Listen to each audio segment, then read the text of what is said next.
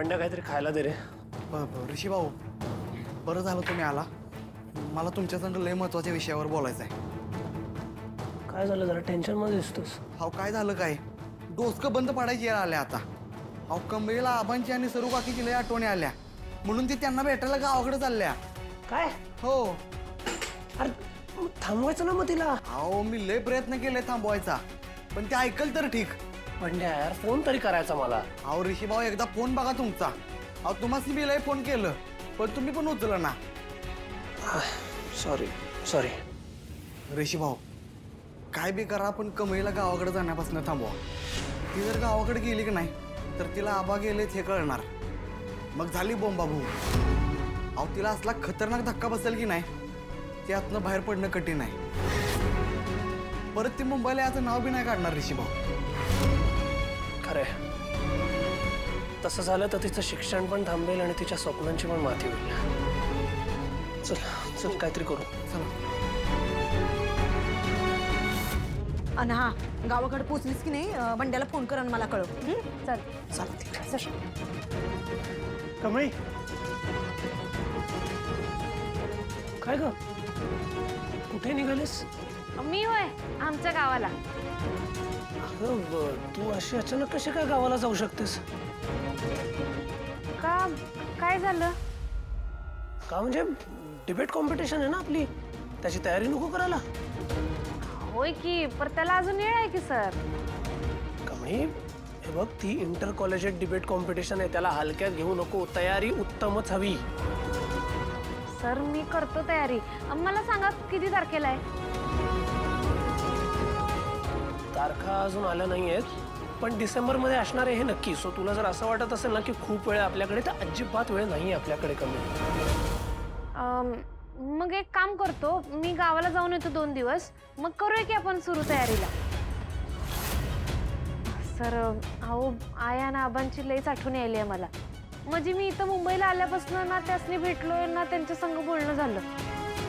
कमळी, मला तुझी अवस्था कळते, पण कमळी आता तू कॉलेजला ज्या कॉम्पिटिशनसाठी रिप्रेझेंट करणार आहेस ना, ती खूप इम्पॉर्टंट कॉम्पिटिशन आहे. आणि मी सगळ्यांच्या विरोधात जाऊन अनिकाच्या जागी तुला सिलेक्ट केलं, बिकॉज मला विश्वास आहे की तू एक बेटर कॅन्डिडेट आहेस यासाठी. कमळी, तू इटसेल्फ एक फायटर आहेस. तुझी आतापर्यंतची जर्नी हे खूप काही सांगून जाते लोकांना. तुझा कॉन्फिडन्स, बोलण्यातला वेगळेपणा आपल्यासाठी बोनस ठरू शकतो. पण कमी ह्या सगळ्यात जर तुझी तयारीच कमी पडली तर कसं होणार? अन्नपूर्णा आजींचं नाव, आपल्या कॉलेजचं नाव सगळंच पाण्यात मिळेल ना ग. नाही सर, मी तयारीत काय बी कमी पडू देणार नाही. एक्झॅक्टली. सो तुला जर कॉलेजचा अभ्यास सांभाळून हा अभ्यास करायचा असेल तर आता आपल्याला वेळ वाया घालून चालणार नाही. पिंकी, तुला काय वाटतं? हा, होय बरोबर आहे. काम कर, ही पुस्तकं घे, सगळी पुस्तकं वाचून घे. आणि ऑल्सो लायब्ररीत भरपूर न्यूजपेपर्स असतात, ते सगळे न्यूजपेपर रोज वाच. That is very important to us. हे बघ, तयारीत कसलीच कमी पडता कामा नये. मला प्रिन्सिपल सरांनी स्ट्रिक्टली सांगितलंय तुझ्याकडून सगळी तयारी करून घ्यायला, सो माझी पण ती रिस्पॉन्सिबिलिटी आहे. ठीक आहे, ही पुस्तकं वाच आणि मी तर म्हणतो आपण आजपासूनच अभ्यासाला सुरुवात करूया. ओके? अहो सर, मी रोज लायब्ररीत जातो आणि पेपर वाचतो, ते बी न चुकता. It's a good thing. आजकाल लोकल रील्स बघण्यातच सगळा वेळ वाया घालवतात, पण तुझी सवय चांगली आहे. Keep it up. आणि पुस्तकं पण वाच. ही संपली की मला सांग, मी तुला नवीन पुस्तकं आणून देईन. ते नव्ह सर, ते रील्स काय असतंय? हे तुला माहिती नाहीये, ही जगातली सगळ्यात उत्तम गोष्ट आहे. Carry on. सर ते नव्ह, मी हे समजा गावाकडे जाऊन बी करू शकतोय की. कमळी, अगं तुझ्या एक्झाम्स पण आहेत ना आता तोंडावर, असं काय करतेस? एक्झाम झाली की जाणं निवांत. आणि हे बघ, तू आत्ता गेलीस ना तर तुझं नादड तिथे नीट लक्ष लागेल ना, अभ्यासात लक्ष लागेल. आणि आबांनी मनावर दगड ठेवून तुला इथे अभ्यासासाठी पाठवलेलं ना, तो अभ्यास सोडूनच तू त्यांना भेटायला गेलीस तर कसं वाटेल त्यांना? हा ते बी आहेच म्हणा. ठीक आहे, मग मी आता नाही जात गावाकडं. सर, तुम्ही नका टेन्शन घेऊ. मी सगळी नीट तयारी करेन. आणि तुम्ही माझी तयारी करून घेणार आहे म्हणल्यावर सगळं भारीच होणार. मी जातो लायब्ररीत आणि ही सगळी पुस्तकं वाचून घेतो. हा, चल निघे. आधी परीक्षा, मग गाव. चल. अगं ये, काय पेटी घेऊन जायचंय का? चल की बॅग घेऊन जाऊ. आलो.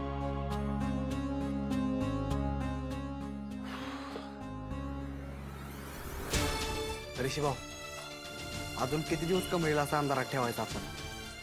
तिच्याकडे बघून मला लय वाईट वाटतंय. म्हणजे आपण करतोय ते चुकीचं आहे नो, पण शेवटी तिच्या भल्यासाठीच करतोय ना आपण. तर म्हणजे आम्हाला माहितीच आहे की तू फक्त कमळीच्या भल्याचाच विचार करतोस ते. साहेबराव, बरं झालं तुम्ही आला सा. तुमच्यासाठी गरमागरम वडे तयार करतो. कॅन्टीन मध्ये या. काय सांगालायस? 2 वडे तळून ठेव, आलोच मी. आणि जरा मिरच्या वितळ. होय, येतो मी. अरे तू इथे कधी आला? ऋषी सर, आता तुम्ही माझी समधी तयारी करून घेणार म्हटल्यानंतर माझं भलंच होणार की. हे कमळी तुला सांगत होती नव, तवा आलो मी. काय पाळत ठेवणंस माझ्या? नाही, एक छोटस काम होतं माझं म्हणून आलो होतो मी. कॉलेजमध्ये कसलं काम? काय काय ते तसं काही फार महत्वाचं नव्हतं रे. जाऊ दे, सोडून दे. आपण जाऊ मस्तपैकी वडापाव खाऊ, मिरच्या खाऊया. चल. बाकी तयारी उत्तम चालली आहे ना? म्हणजे तयारीच आहे का नुसता बहाणा आहे? तुला वाटतंय तसं काही नाही. म्हणजे बहाणाच आहे पण वेगळा पण बहाणा करायचा वेळ कधी मिळणार आहे आम्हाला?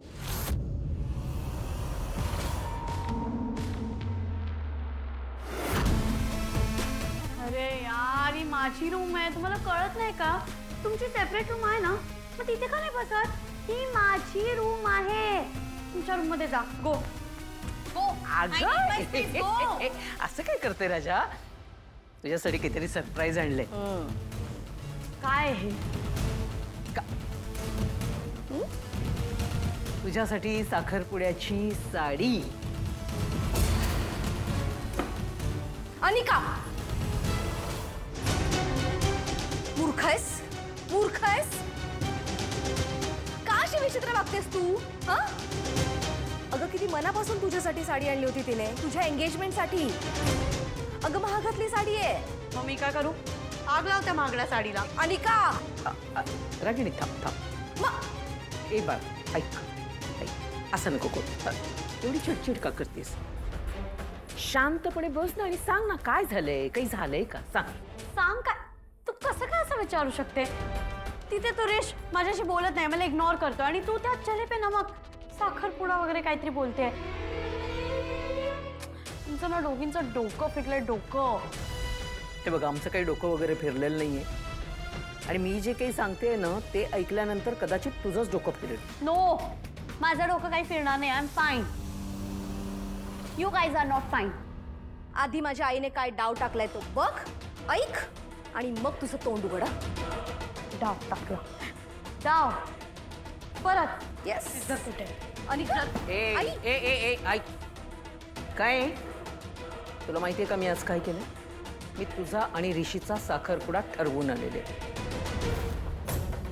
गाण्याची प्लीज मला शेंड्या नको लावू. मला ऑलरेडी खूप डोकं फिरलंय, मूड खराब आहे. मी खरं बोलतेय, अजिबात खोटं बोलत नाहीये. आता तू बघ, नयनताराला स्वतःहून तुम्हा दोघांची एंगेजमेंट साखरपुडा करून द्यावाच लागेल. आर यू शुअर गाण्याची? 1001%.